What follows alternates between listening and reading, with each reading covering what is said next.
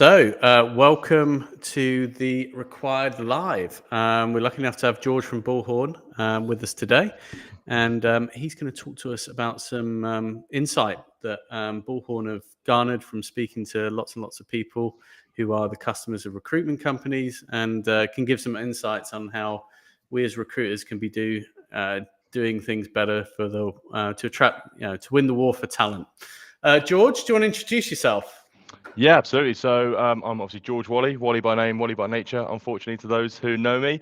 But essentially, I started off my journey in RecTech at a company called Sourcebreaker, which I know many people would have known, used, loved. And essentially, Bullhorn acquired them during my time there, and I then transitioned over into the UK mid-market team selling the full product suite over here at Bullhorn. So everything from analytics, automation, now AI, Sourcebreaker, everything within our portfolio. So yeah, I've been doing it for a couple of years now and absolutely loving it. I think in terms of my specific role, it's quite a unique one in the sense that other than just bringing on new logos into Bullhorn and the world of Bullhorn, I get to obviously manage partnerships such as this one, manage our kind of third party and marketplace partnerships as well, and kind of can be a bit of a consultant to which VoIP providers to use, for example, or different sourcing tools, etc.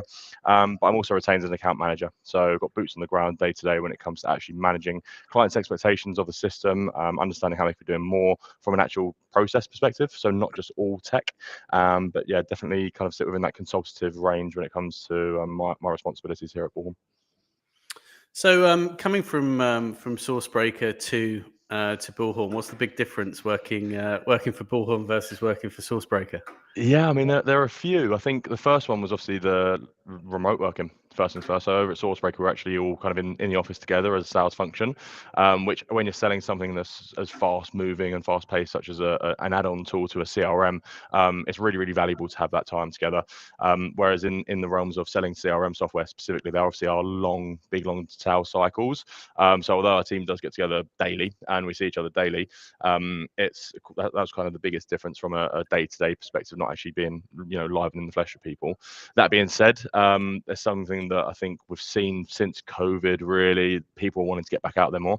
So a massive part of my role now is actually getting out and meeting clients face to face. I think at Sourcebreaker, where I was a bit more junior and kind of in that SDR, also sort of slamming the cold calls, slamming the phones, my kind of daily lifestyle with Bullhorn has kind of evolved to a bit more of a partner of businesses, as opposed to kind of that salesperson trying to get the door down.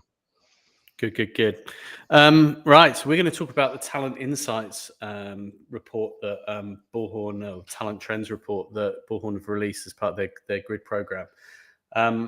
What's really interesting for me, and the headline, the mic drop moment, is only 1/3 of talent are working with recruiters. So 30, wow. Yeah, I mean, it's a trend that we've seen slowly kind of declining across the years, but I think the big kind of headline there when it comes to the desire to want to work with an agency is really quite a concerning drop. So down from 45% last year. So almost half of candidates are keen to work with consultants and agencies specifically. And that 10% drop, you think about the amount of tens of thousands of people that would be who are now not going to agencies as their first point of call. It really, I think, describes a few key issues in recruitment at the moment.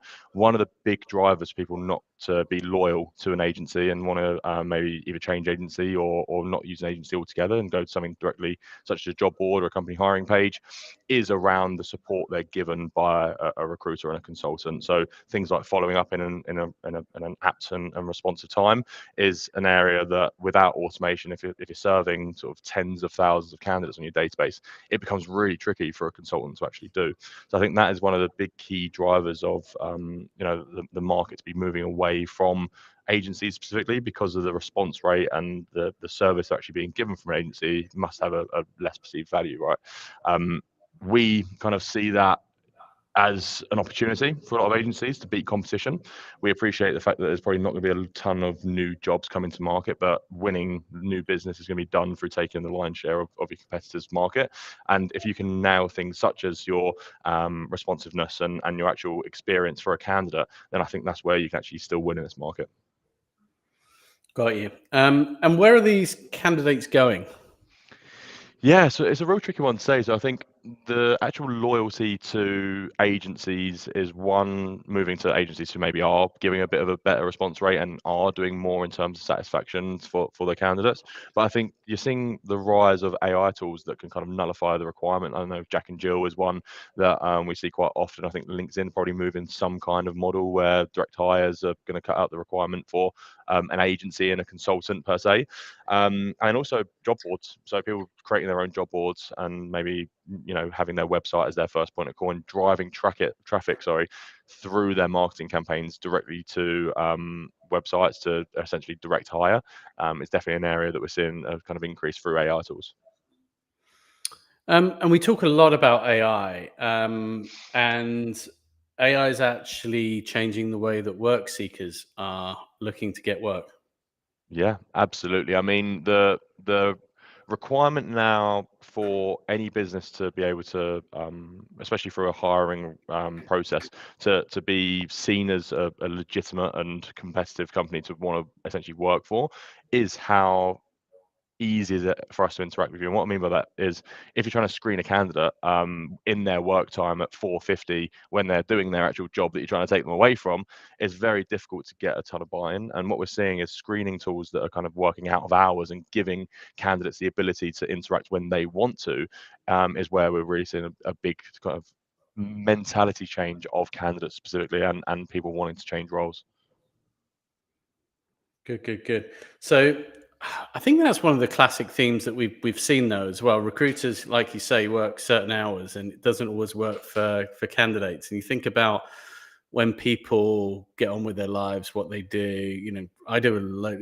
Well, I used to when I had a proper commute. Used to do a load of admin on the commute, but now I'll do admin in other sort of downtimes, and then I'll do but maybe it's about them being available, you being available as a recruiter for when people want you to be available. And It's exactly that. I It's guess it's the way the world's moving towards working. So if you think, I mean, Gary Caudry, my director, he uses this example all the time, and it's probably, if he's seeing this right now, giggling away because we talk about it a lot. But the way that we interact on our daily lives with AI and tech has never been higher.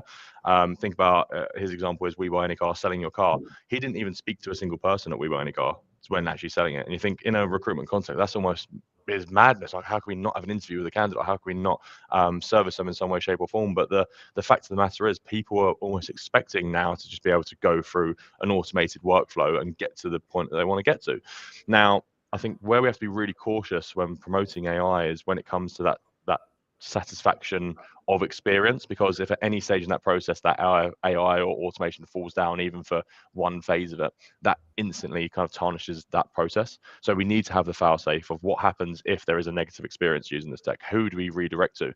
Is there consultants on standby to be able to pick up these conversations? How are we managing if things don't go the way that a candidate want them to? But the key theme here, Andy, is choice. Giving people the choice to work with you in the way that they want to has never been more important. And if you think about it, again, like, do anything on trying to buy anything nowadays, it's all automated. It's all AI. There's chatbots everywhere asking you how your experience was. It's just the norm. And I think in recruitment, people are going to have to probably get to the realization that, yes, the consultation and the consultative piece is super important when we're actually building relationships with our clients and we're building relationships with our candidates. But what about that 80% of kind of busy work and things that are around the edges that are taking consultants' time up, really, when tech could be automating them and in turn giving a better candidate experience along the way? Yeah, I think that's exactly it's all about the experience. And what was interesting, whenever we did MPS, the big thing that candidates always had was around feedback. It's about understanding. And actually, it was, well, I've been to this interview, what's the feedback? Or I've sent my CV, I've gone out of the way, I've written a cover, give me some feedback. And, it doesn't always have to be, but just communicating. And I guess AI potentially can, sorry, you've not been selected because, and probably give a bit more of a reason. Absolutely. I think what it's getting to the stage of where it's really interesting me specifically is how it's picking up these types of trends. So when you're screening, for example, understanding someone's tone and how they're responding to the AI that you're using is super important, because essentially you're picking up a how interested are they in that role, right? And you're actually getting a bit of a finger on pulse as to their desire to want to work with you. And what's really clever now that a lot of AI tools, and particularly what we're focusing on at Bullhorn, is actually giving a score of how engaged someone is with you and your brand. Yeah. Because then when you're thinking about how you spend your efforts when it comes to marketing, and how you spend your money when it comes to bringing more tools into the process to actually aid, then you want to know exactly if your target audience, one, wants to be targeted in this way and they're actually engaging with it, but two, you're getting to the people that want to deal with you a lot faster. Yeah, I mean, I think I'm just reading a report. AI eliminates the application black hole. So again, yeah, overwhelmingly, candidates say that getting a response to every application is the biggest benefit. 32% calling it the greatest game changer. Yeah. Yeah, I mean, just on that point alone, that's where, when it comes to dissatisfaction as well, and obviously thinking about how the positive side of it is coming into play, those who aren't responsive are seeing up to a 20% satisfaction change. So people who are 20%, I think that's 1 in 5 people that are walking away from your business today because you haven't given them the service that essentially you want to. So if you're only at 80% of capability when it comes to servicing your database, then think of things like external sources where you're going actually picking these candidates' information up from LinkedIn or job boards or wherever you're actually going and paying money to acquire this data. 20% of it immediately is walking out the door because you're not serving them in the way that they want to be served. I mean, it's a ludicrous stat. I mean, if you had that kind of seepage of efficiency in any other part of your business, you'd be really concerned and really worried. But I think because of the nature of sales, because of the nature of recruiting specifically, it's a case of on to the next, on to the next, on to the next, which again is just more external spend, more data that you bring into the database that is going essentially unused and is going to be unusable because you've created that poor experience. I must admit, I did my renewal with Sky TV, the annual dance where they charge you like a silly amount of Million money. quid. You cancel, and then you basically go into a negotiation. And I'm 99% sure I did it with an AI chatbot, and it didn't say it was AI, obviously, and but the experience was brilliant because didn't have to wait around. It was generally, I think they probably even slowed it down just for effect. I'll speak to my supervisor, see if we can get you a deal, and even empathize with how long, but it's a very pleasant experience. And, I was able to do it. I went away, walked the dog, came back half an hour later. It was still ready there to, with context as well. Hence, yeah. And yeah, I would have gone through that experience again, and I will do in 2 years' time when they up the fee again. Well, yeah, and to that point specifically, obviously you've spoken about kind of agentic AI, as it were, and the other big trend that we found that I think me personally I was quite shocked at is that people are happy to work with a voice agent, and they're getting to a point in which they're actually just as good as a human. And from a candidate's perspective, as long as it's getting the job done, I don't really mind if I'm speaking to a human or a chatbot. I mean, 88% of candidates who we actually spoke to said that their voice agent was as good or better than talking to a person. So Yeah. if that's the way the world's working, I mean, it's you start to question: are they going to be consultantless agencies who are just solely outsourcing all of these conversations? I mean, from my perspective, you obviously want to retain that human touch, and what we develop tech for is to be more human in our eyes. But it really makes you think, like, how is that step of the process evolving? Here's the question for you, Andy, and where, if you were a business owner or a recruitment firm today, would you want your consultants spending more time if you took away the requirement to have to talk to every single candidate that's coming through the door? Yeah, so I think like anything, there's a funnel. You want your consultant speaking to the most relevant and the most placeable candidates. So anything that can help do that dual purpose of getting those there, but whilst maintaining your company's reputation is definitely advantageous. Yeah, 100%. Yeah. And if you look, say a consultant's got 8 hours a day, not like the 12 when I first started, but 8 hours a day, and you're going to want to maximize those opportunities. And what I would say, I mean, we've talked about voice agents in early screenings. that's absolutely great. And the reason I love speaking to the Sky chatbot, I got a great deal, got my point. But had it been something super complex or really wanting to nuance a point, not sure it would have been that. Whereas I think then the later you get down the stage, that's where that sort of critical thinking comes in, and that's where you're looking and actually the thing is as well, you're not looking to screen out people by that point. You're looking to screen in people by that Yeah, point, and then absolutely. find reasons to push to your customers. So definitely, the further, I guess the quality, the more quality you can get further down the funnel, fantastic. Yeah. Absolutely. I think another big trend that kind of really shocked me is how AI is actually driving that loyalty piece. So that 35% of people wanting to actually interact and engage with agencies goes up to about 45%, so a 10% increase when you have top of funnel agents actually working away and delivering those good experiences. To your exact point there, the reason why people are driven away is because they don't feel like their needs have been met. So even if it's something as simple as what you mentioned, such as a rejection email, or a short phone call with someone, which again could be AI, just to let them know that, hey, we don't think you're a great fit for this role, but if anything else comes up, then we're going to fire it over to you. But then actually doing so as well, again, that is a big crucial thing. I think where people are really good at the moment of letting other people down is, okay, we've got 3 people up for this role. One of them's got it. We've got 2 more who are kind of sat in the chamber, silver and bronze medalists, you might want to call them, or something of that nature. But what are we actually doing with them? How are these people then getting fed back into our machine as a business to then be put forward to roles that they are suitable for? So yeah, that was super surprising to me, that even something as simple as just having AI and that top of funnel and actually delivering that experience then brings us back up to where we were last year in terms of having that 45% higher loyalty. And yeah, really using it to deliver those human experiences, I think, to your point, is super important. The other big thing we found actually, and we were S3 when I was in my incubator days, looking at, and actually we were looking at how we would do things differently if we didn't do it the way we did. And actually, it was chatbots, the very early days chatbots back then. And the thing that candidates really liked about chatbots was they listened. And this is going to sound really, really weird, but candidate says, "I'm not looking to work in overseas," and it would take it as read.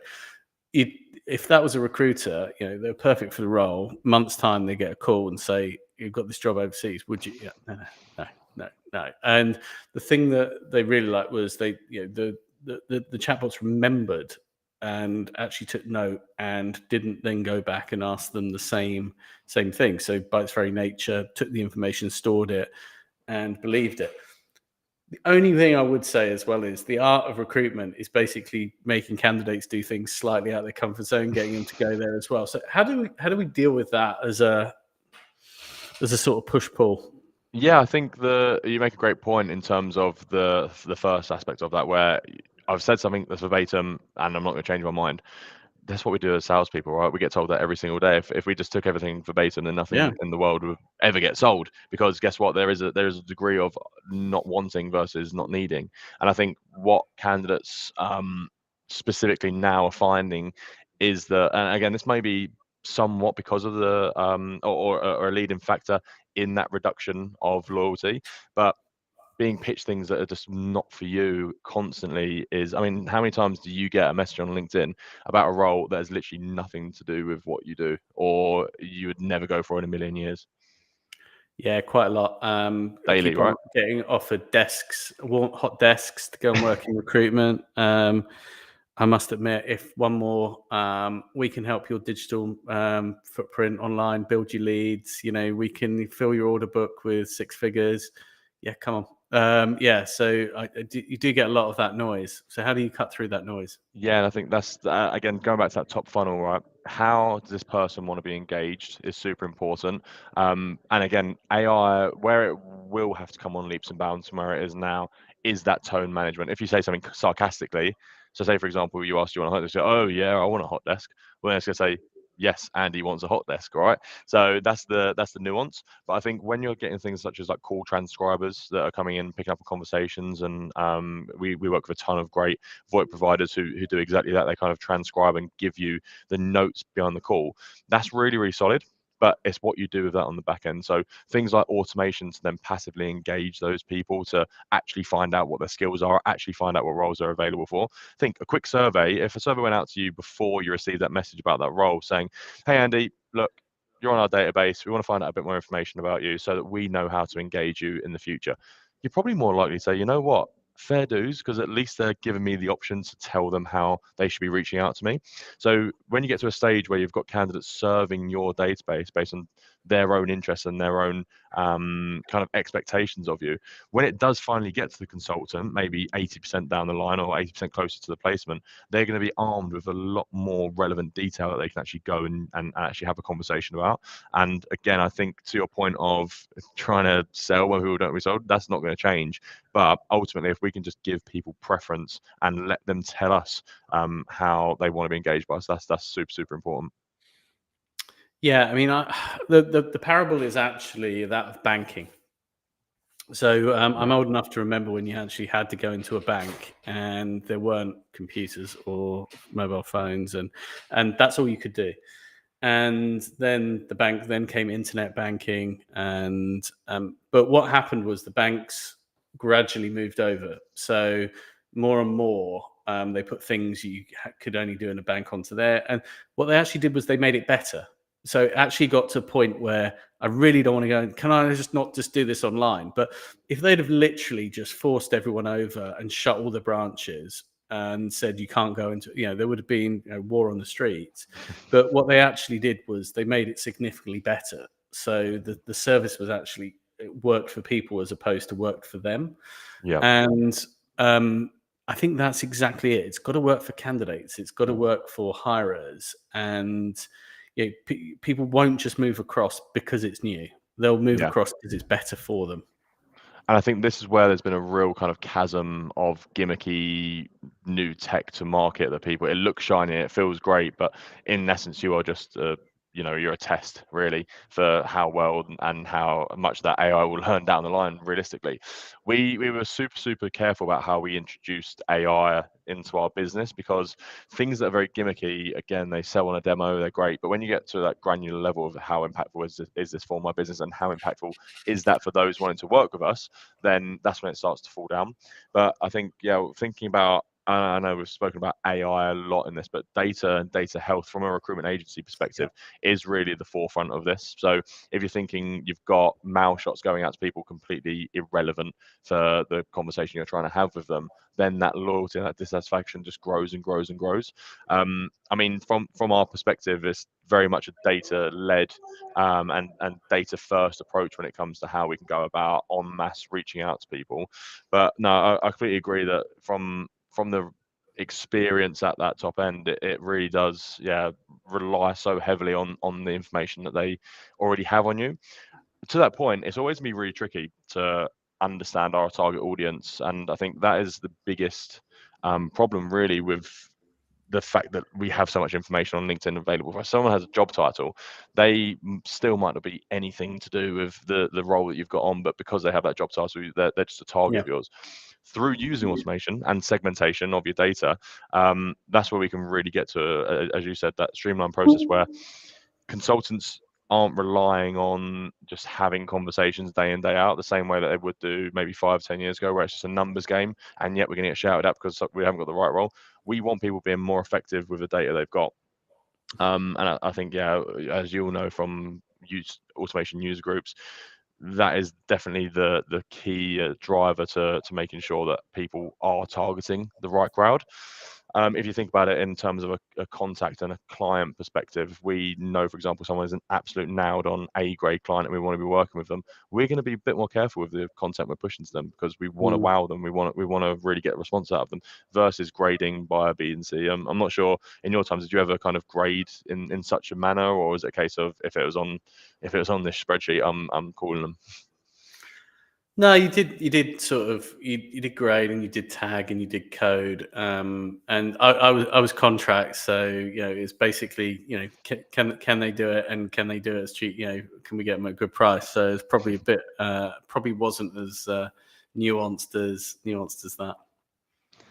Yeah, I mean, again, the way things are going with how developed tech is getting, and the information that people know that you hold on them, I think GDPR is another thing that comes into play when we're talking about all of this. So if someone's repeatedly asking you to be taken off the database, but you have no means of automating that, then that's where you can get in situations where that loyalty again is just driven down and down and down. I mean, company brand is one that I think you touched on earlier that is Mm. super, super important. And I don't think people focus on the how easy is it to interact with us. It's more so, right, we've got a sales team who are great. They're, from an outbound perspective, sorry, we're driving a lot of traffic, but how can we be driving people to our website, for example? What messaging are we putting out? How does our website then actually track into the database? Can we see where someone's come from to land on our website? Things like SEO, these are all areas that, again, there's providers out there that do a really great job of this. Sourceflow, particularly, one in which we speak to a lot because of how they can drive traffic. But essentially, finding out that source of how someone's got to you is really, really crucial, and how you follow up with Mm. them as well, because then you're actually able to do a few things internally. You're able to set marketing budget to those things and those areas where an external sources that person's come from, but then you're actually able to understand how your target audience thinks a little bit more. So where are they going before hitting you? How is that pattern repeatable, and how can we have essentially more resource going towards that means of driving people towards us as a brand itself. Things then such as Google reviews. So if you've had a positive experience with us, please score us on, Google reviews, or whichever other Trustpilot or something of this nature. But if you've had a poor experience with us, how are we then going to pick up the pieces and make it better for you? I think, again, I won't apologize for the fact that choice is definitely the big thing we've seen coming out of this report, giving people the option to speak to you in the way that they want to. Yeah, no, you're absolutely right. Understanding what's working and then doubling down on that. Alex from Electivity always talks about that, and even, that's where you put your spend. It's things that convert, as opposed to maybe the vanity metrics. But what are the things that are actually changing the game in terms of the value proposition? It's really interesting as well. How many recruitment companies do you think actually put themselves in the shoes of a candidate, of an applicant?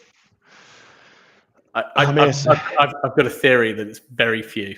yeah, no, I think you're absolutely spot on, and I don't think it's out of ignorance. In truth, I think the way the world is changing is moving so rapidly that it's just very difficult to pinpoint how um, to understand that. How would you even know how a candidate wants to work with you unless you go and ask them? So obviously a Mm. part of our grid report is us doing exactly that, to understand how to help agencies become better at doing so. But how often are agencies going out to their target audience and saying, right, we want to hear from you? Like, how do you want this to be done? This is your process, really. We are your service. We are at your service. It's not, I think, to that vanity metric point, a lot of people get caught up with the fact that, recruitment's very lucrative, you can make a lot of money, and therefore they treat it very salesy. But it is a very consultative process, and if you're not consulting with the masses and not understanding the masses in your industry well, then you're really missing a trick. I mean, yeah, I definitely agree with the fact that it's probably less than 10% who actually, a simple way that, and we actually recommend people doing this when going through a tech process with us, is go to your website as if you were a candidate and see how easy it actually is to engage you. Put in Yeah. a fake name, find out who reaches out internally, find out what questions you're asked as a follow-up, find out how long it takes to get set in for an interview, for example. All of these key things are really quick and easy ways that you can actually just go about checking your process. And if you see holes in it, then there's the means out there to sort of adapt that and overcome it. I think the other thing to do is, recruitment companies are very good at surveying people they place and getting feedback from that. That's great, and those people will be delighted. They've taken them through a process. It's cost them nothing. They've got a new job. Generally, if they can't be happy, then they must be very difficult to please. It's the people you don't place. It's the people who Mm. send their CV and doesn't go. Those are the key things to find out. That's the feedback, and that's those people won't ever come back, or they might talk badly about you. Therefore, they're the people that really do matter in terms of their feedback, and that's the area that I'd always improve. Yeah, and again, this is the other big question we kind of almost rhetorically ask, but how could you do that today? for the majority of agencies out there today, how can you be in a position to en masse service everyone who doesn't quite make it from a role perspective with you, who doesn't quite get that role? And again, we talk about silver medalists, bronze medalists, however you want to put them. But in some cases, especially in the contract world, right, you've sometimes got almost scores of people going for the same role that they want feedback. They want to know how they can be engaged with you. And the short answer is, Andy, that it's very difficult for the majority of agencies to do so right now. Yeah, and I think automation AI can make it interesting. William Hill did this thing where everyone who applied for one of their roles there, if they're unsuccessful, they sent them a thanks for applying. Here's 20 quid free bet. And they, generally took the view that anyone prepared to work for a betting company is probably quite into, has at least a passing interest in gambling. They reckon that was the most profitable outreach campaign because obviously it's a real audience, but as well, it's a nice, in terms of building that sort of, oh yeah, you know what, someone, you've given them something. No one's going to go and say, oh, William Hill turned me down. They're going to go and say, well, I didn't, William Hill didn't, and then gave me this. And how would you manage that in a recruitment context, out of curiosity? Come up with something that isn't just, sorry, computer says no. So, for example, really good use case for AI is you've not been suitable for this role. However, what we've done, and we've gone and looked at you, we've matched your profile against our existing, or maybe even previous. Previously we've had this type of job. So sign up here for the newsletter, or sign up here, or actually we've got this job live. Have you considered? Have you considered this? You would, we think you'd score, and then you've got to be joined up. So you can't then say no, you've been rejected for that if you prompt it. But for me, it's if literally, for want of a better phrase, the computer says no, what other value it can give. So saying no is the easy bit. It's okay, how else can our brand show that we actually value the fact that you've gone through this application? And that's what the William Hill thing did. It made that it did actually value the application, or show that there was a value to the application. And as any salesperson naturally thinks in this position, like from a BD perspective, as an agency who is doing well and is automating and is using AI to do these good things, as I mentioned at the very beginning, there's not going to be a ton of new roles coming to market. There are going to be roles there that are your competitors are working and have exclusivity with, and it's something that North Star people talk about a lot, is that exclusivity and gaining those sort of retainers and having these contracts where maybe it's a fee up front, fee halfway through, fee at the end, however you may structure that as a business. But how do you see that as a BD strategy, as opposed to just how are we helping someone engage with us? Like, I guess where I'm going with that is there an internal means, do you think, at the majority of agencies to go and pitch that into a client and say, look, here's the fantastic stuff we're doing here. You should be working with us because of that reason? I think so. I think there's a massive opportunity to say, we're guessing based on these stats that are found that you're probably not happy with your current recruiter and the agency you're dealing with, and therefore there is opportunity there to go and pierce into these other clients that you're not working with today.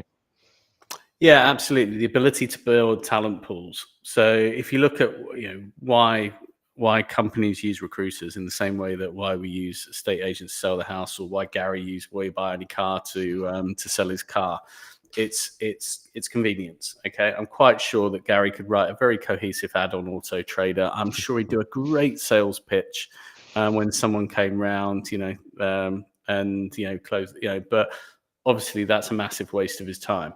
Whereas just get it done and get a price I'm happy with, job done. Similar thing with state agency. You could put it out, stick a board out. You're not going to want to do that. You just want to get it done, and you effectively, people are buying convenience. So what's to stop you saying, it used to be, oh, we've got the biggest database, or we've got these job boards. No, we've actually built you a talent pool, and all you need to do is press this button. We've pulled down everything on your website. We know all the previous jobs that we've had, all the previous jobs you've advertised, all the corporates. We know got all these things. We build a running talent pool. We've got access to this. Now, firms can go and build themselves that, but again, there's so much other things for them to focus on. So therefore, agencies will have the capability to be able to do this for small, medium, and large firms. I often say to people, consultants, then they're speaking to hiring managers, and almost they feel sort of, I don't know, quite overwhelmed by it. I'm like, these hiring managers, I mean, they're managers who hire probably about 1 or 2% of their time a year is actually involved in hiring people. The rest of it is actually doing what they do. Yeah. Therefore, you are 50 times more experienced in doing this than they are. Therefore, but I don't hear that. I don't hear you putting that out there. You've got, 50 times more the buying power like we buy any car. Yeah. But again, recruiters don't feel that they can say that. Yeah. No, I agree with you there. And again, I think we've spoken a lot about candidate loyalty and a lot about the candidate side of things, because that's, I think, where the trends that we've seen show the biggest sort of differences from last year. But in terms of client management and going ahead and actually retaining clients, it's something that the recruitment industry does not do well historically. If you compare it to like a tech company and you think of it as churn, I mean, the amount of times that an agency will work with a client once and never again, you have to start asking questions around the same kind of things when it comes to loyalty, right? How are we servicing this client? Maybe outside of the actual, placing roles with them. Is it we've got an active campaign with them that we're targeting them and showing them things that are relevant to their industry, or as you mentioned, maybe inviting them to newsletters and whatnot? Or how are we adding value to them in any way, shape, or form? I think that's one of the questions that recruitment leaders need to ask themselves for their specific sector. But then also, again, it feeds back into that automation piece. How are we able to en masse actually engage with our sector in the way that is powerful and is valuable? I think that is another area where loyalty, again, we're losing on both sides. And then as recruiters, it's kind of making the ability to hire direct a lot easier, because clients want to do it and candidates want to do it. So our value proposition as recruiters is being decreased. I mean, to that point, how do you, based on the people you speak to on a daily basis, obviously from consulting and a consultative perspective, how is the general consensus in the market at the moment? If you'd asked me last month, it would have been very different. This month, it's just felt like, it's just felt night and day. And I can't really put my finger on it in terms of, and if you look at the economics, probably nothing's changed. If you look at the job report, but recruiters are like they're like the canaries in the gas mine. They know quicker than anyone else if it's up or it's down. I remember when we went into the downturn, probably second half of 22, and everything's flying. Everyone's saying it's good, and we started to feel, no, something's a bit off here. The economic data was great, and I'm calling a decline. And yeah, sure enough, it happened. So I'm actually the other way now. It actually Okay. feels like the data's still shit, but it actually feels like things are. And yeah, evidence of that, we put a poll in the group. I think 19-0 said it's back, or we're back, Yeah. or we're better. That, and we don't get that. We might get 50-50 at best over the past couple of years when we've polled that. We don't get that. I think the other thing is as well, my rec to rec buddy is telling me that the bigger jobs are coming back in again. People are eyeing growth.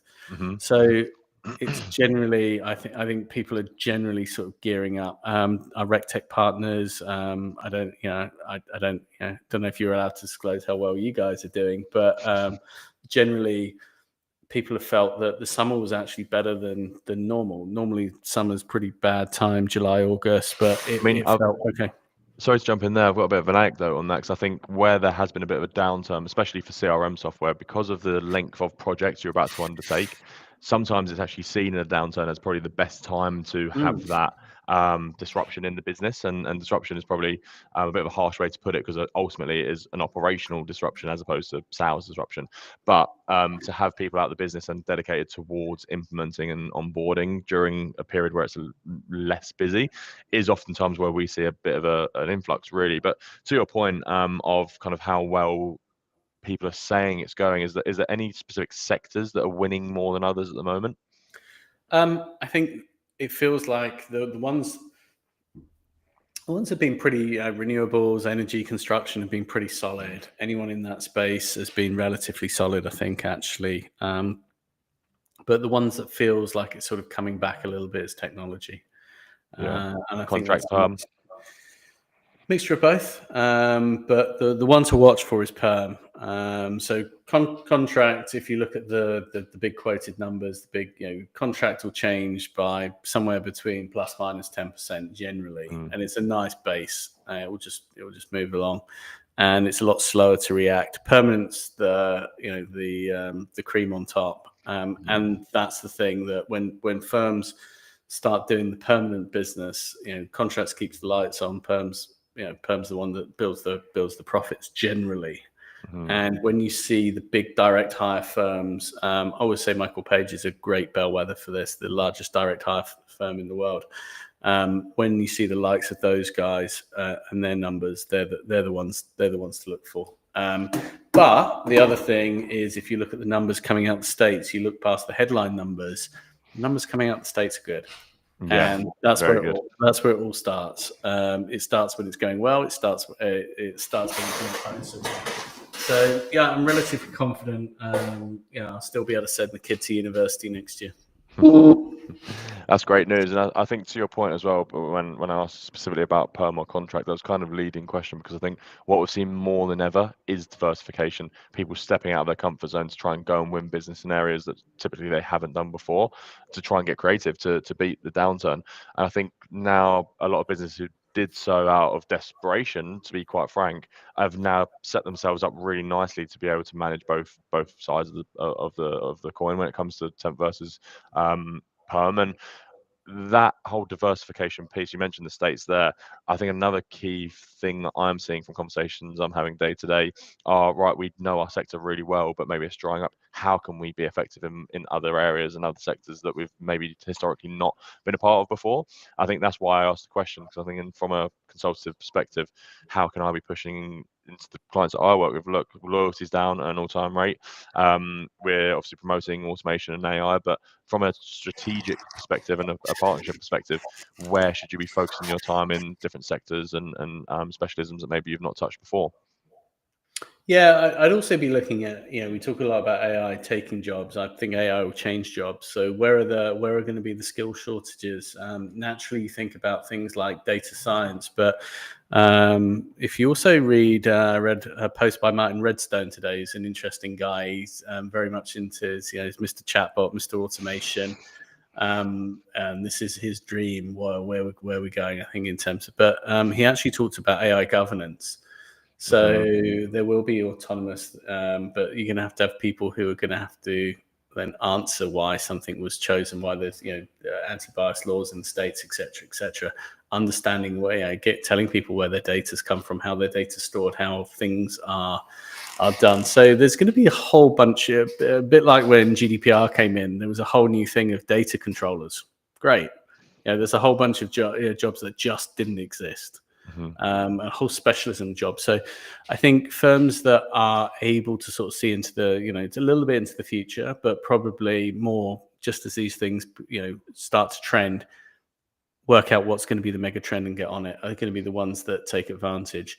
But also, as well as people exit markets, there's still going to be skills required in certain markets. So it's a little bit, I do sort of think, if people have a niche, if they've built an expertise, if they've built a reputation, that as long as those jobs are still going to be around, that they should stay where they've got their skills, where they've got their background, where they've got their their expertise.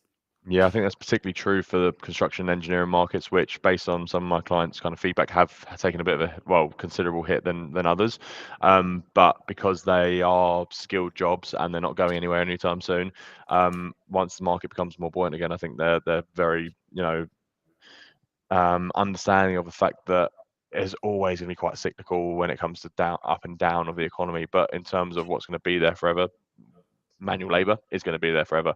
I think, to your point of trying to see into the future as well, a lot of people are trying to get into the robotics and aerospace engineering spaces specifically. I think we've seen a ton of businesses try and diversify and learn as much as they can about those markets. I guess a bit of a kind of devil's advocate question, but if you were starting an agency tomorrow with no knowledge and you had to kind of upskill yourself within a year and be effective in that market, where would you be going? Wow, that's a great question. I'd probably do renewables. Mhm.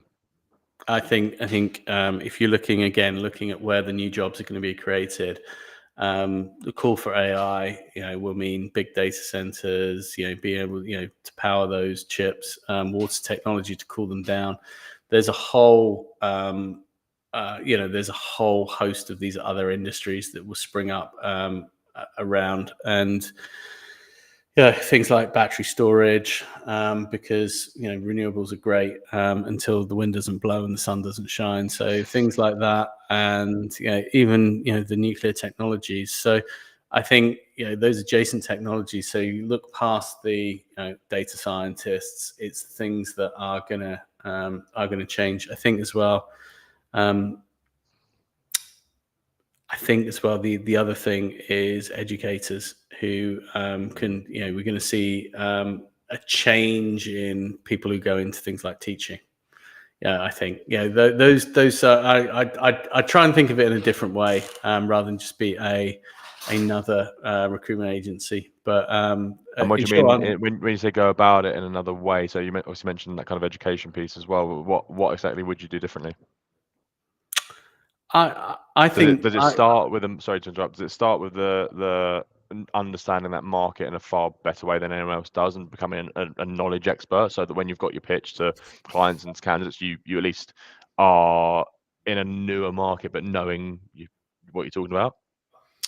No, not so much that. I think there's going to be a whole market for people who will need to retrain in the same way that people needed to work out how to use computers and the internet and the like. I think the quicker you can train people, retrain people to see AI as a as a as a as an advantage as opposed to an issue, I think would be. But I think your question was where would I start an agency? But if I were to pick one, it genuinely would be those adjacent industries to artificial intelligence. Yeah. No, okay, makes sense. And again, I think playing devil's advocate, consultantless agencies is something I've heard loads and loads about recently, and people having ideas about how they can manage a workflow without having to essentially add a ton of headcount. Where do you kind of sit on that one? We talk about people growing back differently, so I don't think I think there is the potential that people can look at growing back in a different way. Mhm. Um, I I'm really skeptical of the theory of an agentless agency. Well, Would that, or AI agent consultantless, agency, consultantless, I think is the keyword. consultantless? Yeah, so the agents are picking up the work of the consultant is, I think, the general consensus of how Yeah, people but are trying to we've been get here. We've towards. been here before with platforms, High.com, things like that, and they just didn't work. And the ones that did actually get working put humans behind it. Yeah. And the ones that you can come at it from two ways. You can come at it from we're an all people business, we're a great service, et cetera, et cetera. We can come at it from we're fully automated and we do it this. And certain industries gravitate to one or the other. Sorry to just interject again, but I think this is where the true opportunity is, both. So I'm really glad you said about that human touch specifically. So our whole ethos here is as you mentioned, kind of growing smarter with tech.